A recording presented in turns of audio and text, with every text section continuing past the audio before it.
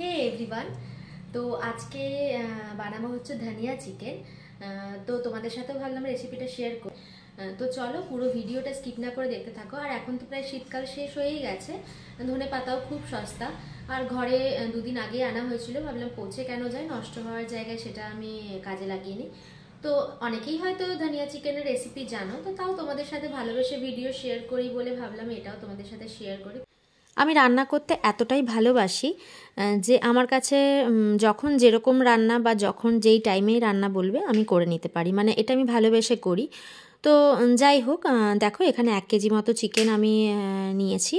তো সেটাকে ভালো করে ধুয়ে নিয়েছি, তার সাথে একটু হলুদ, সামান্য হলুদ, খুব বেশি নয়, আর একটু নুন, ওই 1-1.5 চামচের মতো নুন আমি মাখিয়ে কিছুক্ষণের জন্য রেখে দেবো। তো তারপরে কড়াইয়ে সাদা তেল দিয়ে দেবো। সাদা তেল, আমি যেহেতু একটু তেলটা রান্নায় বেশি ইউজ করি, তো আমি আমার মতো করে দিয়েছি, তোমরা তোমাদের মতো করে দিও।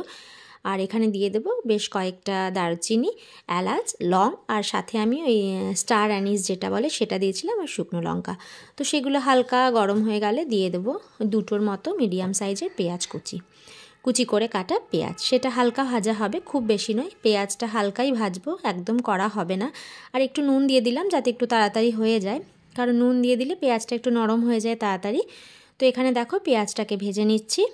তারপরে চিকেনগুলোকে আমি যে মাখিয়ে রেখে দিয়েছিলাম হলুদ আর নুন দিয়ে, সেইটা আমি জল ঝরিয়ে দিয়ে দিচ্ছি। নুন মাখিয়ে রাখার দরুন একটু জল বেরিয়েছিল, তো সেটা আমি ছেঁকে দেখো এখানে দিয়ে দিচ্ছি। তো ভালো করে মাংসটাকে আগে ভেজে নেব, খুব বেশি ভাজা নয়, হালকা জাস্ট কড়াই একটু নাড়াচাড়া করব।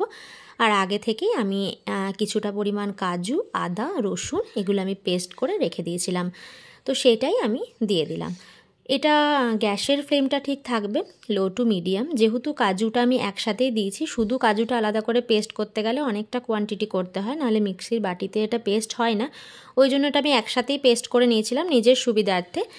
তো ওই জন্য একটু গ্যাসটাকে সিম করে রাখলেই ভালো হয়, কারণ না হলে কাজু যেহেতু আছে তলায় লেগে যাবে। তার সাথে আমি দিচ্ছি 1 চামচ মতো জিরে গুঁড়ো, 1 চামচ মতো ধনে গুঁড়ো, আর সামান্য মিষ্টি, যেটা আমি সব রান্নায় ইউজ করে থাকি, না হলে স্বাদটা ঠিক ব্যালেন্স হয় না।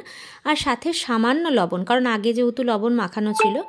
আর কালারের জন্য হালকা দেব কাশ্মীরি লঙ্কার গুঁড়ো, এটা না দিলেও নয়, আমি নিজে এটা অ্যাড করেছি নিজের পছন্দ মতো। তো এবারে এটাকে ভালো করে কষিয়ে নেব যতক্ষণ না তেল ছাড়বে। তারপরেই মেন যেটা ইনগ্রিডিয়েন্ট সেটা হচ্ছে ধনে পাতা, তো সেটাকে অ্যাড করব। তো এখানে ভালো করে আগে মশলাটা সিম করে কষিয়ে নেব। তো এখানে দেখো আমার মাংসটা অলরেডি কষে গেছে। এরপরে আমি কাঁচা লঙ্কা আর কিছুটা পরিমাণ ধনে পাতা আমি পেস্ট করে রেখেছিলাম। তবে হ্যাঁ, ধনে পাতাটা পরে কালো হবে না যদি বরফ দিয়ে বাটা হয়। তো আমার একটু তাড়াহুড়া ছিল, আমি এত কিছু প্রসেস করতে পারিনি, তো আমার একটু বেশি কষানো হয়ে গেছিলো বলে কালারটা হালকা আমার নর্মাল চিকেনের মতো চলে এসছে। তো ঠিক আছে, কিন্তু স্বাদ ধনিয়া চিকেনের মতোই হবে। তো তোমরা চাইলে নামাবার আগেই ধনেপাতাটা দিয়ে বেশিক্ষণ আর নাড়াচাড়া করবে না, নামিয়ে নেবে। দিয়ে নামাবার আগে দিয়েছিলাম একটু গরম মশলা, আর সাথে 1 চামচ ঘি। এটা জাস্ট ফর স্মেল, একটা ভালো খুব মানে ফ্লেভার আসে। তো চলো দেখো এখানে আমার পুরো প্রসেসটাই কমপ্লিট। এবারেই আমি চিকেনটা নামিয়ে নেব, তোমাদেরকে ফাইনাল লুকটা অবশ্যই দেখাচ্ছি। তো এই হচ্ছে আমার ধনিয়া চিকেনের ফাইনাল লুক। ভিডিওটা কেমন লাগলো অবশ্যই জানিও, আর একটা লাইক আর কমেন্ট করতে একদম ভুলো না। তো চলো আজকের মতো ভিডিওটা এইখানেই, টাটা, দেখা হচ্ছে নতুন একটা ভিডিওতে।